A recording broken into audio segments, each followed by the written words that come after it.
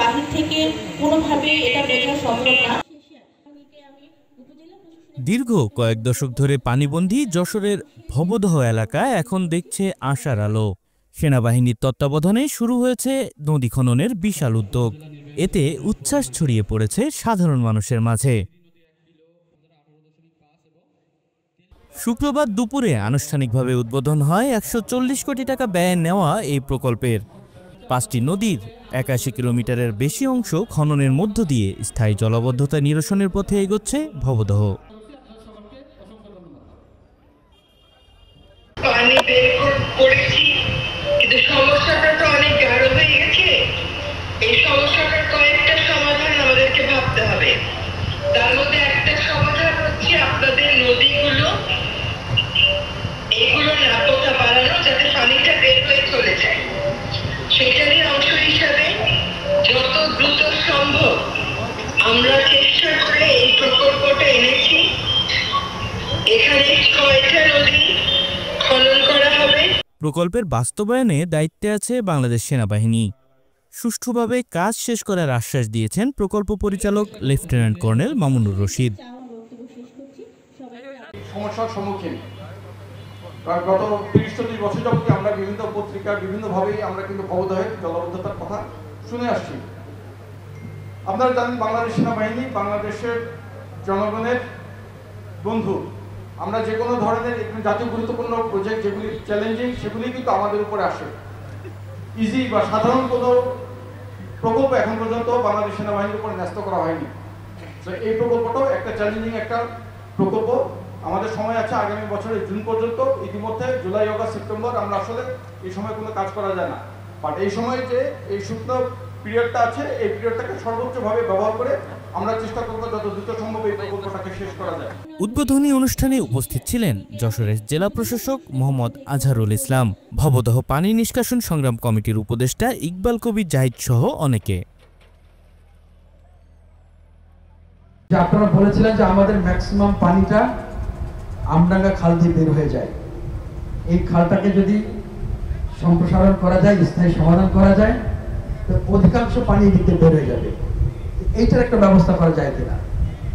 আর হলো আমাদের নদীগুলোতে প্রচুর পরিমাণে পানি জমে সেটা বন্ধ হয়ে গেছে, সেগুলোতে আমাদের খনন করে দিতে হবে, নদীগুলোকে সচল করতে হবে, নাব্যতা ফিরিয়ে নিয়ে আসতে হবে।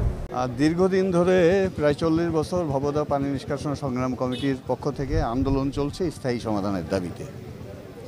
স্থায়ী সমাধানের সাথে এই এলাকার নদী, খাল, পানি ব্যবস্থাপনা, বিল জড়িত এবং ভবদহ সুইচ গেট থেকে 60 কিলোমিটার নদী, সেই নদী ভরাট হয়ে গেছে সে প্রশ্ন জড়িত।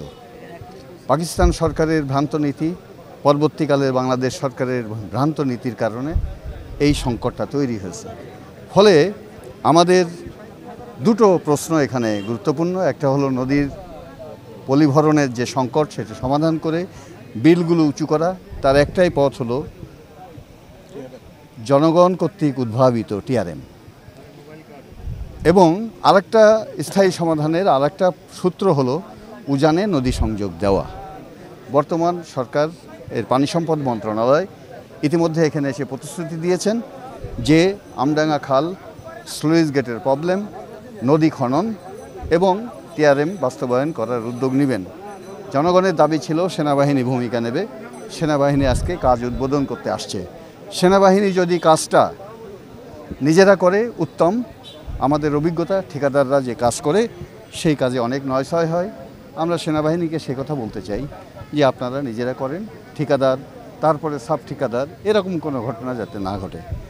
আমরা আরেকটা কথা পরিষ্কার করে বলতে চাই, জলবদ্ধতার সমস্যার নিরসন করতে হলে এই ৮১ কিলোমিটার নদী যে কাটা হবে, এই নদী কাটার সাথে সাথেই যদি যুগপথভাবে টিআরএম কোনো বিলে চালু না করা হয় ৩ মাসের মধ্যে ওই নদী ভরাট হয়ে যাবে।